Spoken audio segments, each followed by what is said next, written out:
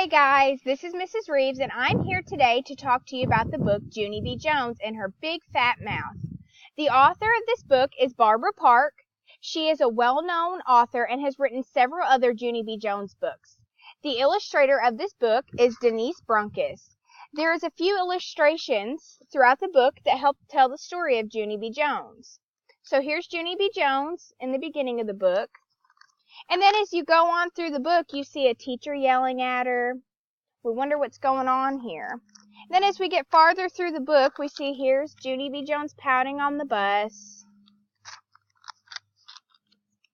So here's just a few illustrations that help tell the story.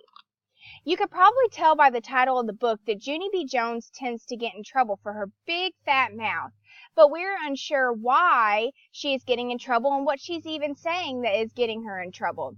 She says sometimes life is PU. In this book, she's having a rough week. First, she gets a punishment for shooting off her mouth in kindergarten, and then she ends up in big trouble again. Junie B. Jones says, 'cause Monday is job day, and Junie B. Jones told her class that she got the bestest job of all. Only what the heck is it?